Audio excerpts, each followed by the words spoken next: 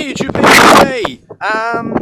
So doing something a little bit different today. I'm on top of Slieve Donard in the snow. It's very cold. I'll show you. I'll show you what view that I can show you because there's a lot of cloud cover up here.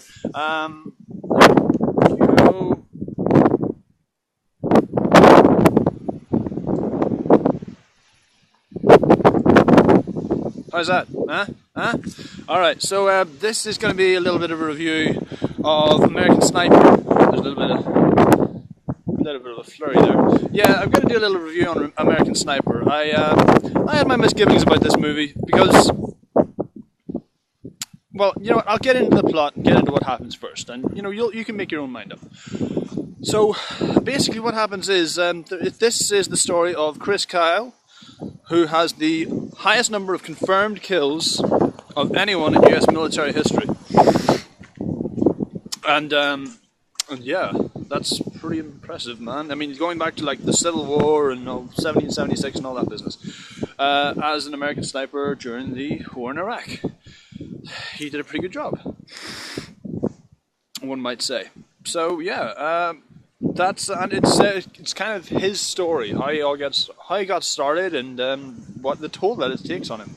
He's not just some lone gunslinger. He does build up a legend, and as the guys call him, that becomes his nickname. He's one of the guys on Overwatch. He's like as good as a sniper you think you are on COD. This guy is better. End of. COD, Battlefield, whatever you play. I'm a COD man myself. So yeah, he's it starts, you know, if you've seen the trailers for this, the trailer is it's basically him. He's got a child and a woman in his sights. One of them's holding a grenade or some kind of artillery.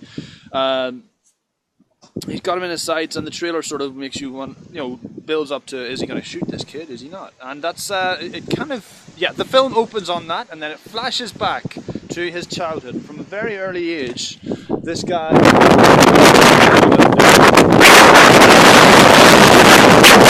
Son! Sorry, I'll try and keep it on track. From a very early age, this guy's been told and taught and raised to, you know, by his dad. There's a great monologue his dad says at the start. It's like, there's three types of people in this world. Sheep, who have, you know, are just defenseless, have no confidence in themselves, and they're just sort of weak-minded or weak. Wolves, who will go after the sheep and tackle them and just sort of, you know, have their way and make their, you know, just sort of make their own destructive path in this world. And sheepdogs, who will stop the wolves and care for the sheep. You know, I'm going to raise you to be sheepdogs. I want you, you know, which is basically, you know, stand up for the innocent. And then he sees an attack on a US embassy, and that inspires him to join the Navy SEALs. And then 9/11 happens. He gets drafted out to Iraq. He builds up this reputation as this keen-ass motherfucking sniper, one of the best snipers in the world.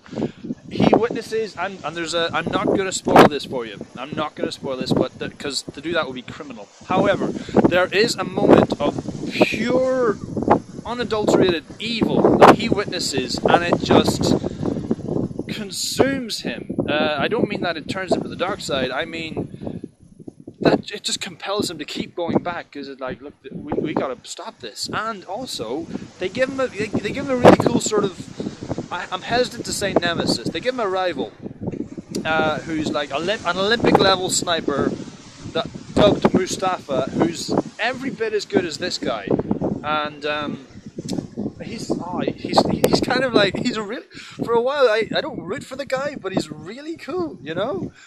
He's like, you know, he's just leaping off rooftops and shit like fucking Ezio, just running around. Oh man, he's pretty badass.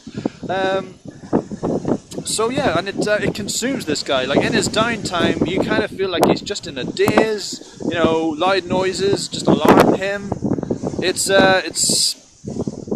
pretty awesome, man. It's a damn good movie. Performances are a knockout. This is Bradley Cooper's best by far.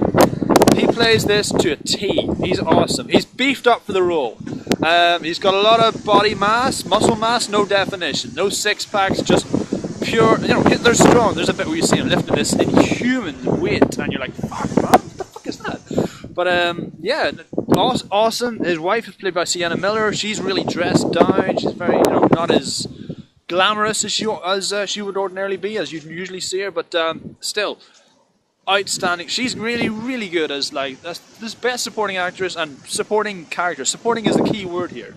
All she wants to do is for this guy to come home and just let the war go, but he can't because he's too good at heart. And this is where I'm going to get into my misgivings. Not, you know, the movie itself. I loved it, and I can't recommend it enough. There's a raven. Awesome. Look at that guy. Sorry, I get distracted by wildlife a lot. Yeah, no, these are my misgivings. I mean, when I see these US war movies, right? There's quite a bit of danger of like war porn or propaganda. You know, I mean, for as much as everyone loves Zero Dark 30, for me it just felt like a propaganda piece. The only parts that I really truly liked were the bits where when Mark Strong was on screen. Mark Strong and the guy who plays Stannis from Game of Thrones. The interaction between those two guys, that's my favorite part of the movie. Everything else just feels too much like propaganda. This was not it. This is the story of one guy who's just compelled to. It's Captain America's story, really. It's Captain America's story. If Captain America had Hawkeye's eyeballs, it'd be this guy, alright? And it's just a really cool guy, and you really feel for him. Bradley Cooper sells it. He's just so charming. You go with him all the way, and you feel for him, and it's just, you know, I can't praise this movie enough. It's out-fucking-standing. It's just, yeah, it's very hoo-ah, it's very US military. If that's not really your sort of thing, if you think, you know, whatever your feelings are on the war in Iraq and the occupation of Iraq and all that, then, you know, I would go and see this. It's kind of the story about this one guy, and it's set against the backdrop of that. The politics are left out of it. He tries to be fair, and he tries to be a bit of a legend. Well, he doesn't try to be a legend, he just is. They call him that. You know, if your nickname is The Legend, then you've won. You don't need to do much else in life. Damn, man. So yeah, those are my thoughts on American Sniper. Oh, here, look, guys, I'm going to show you a little bit of the scenery.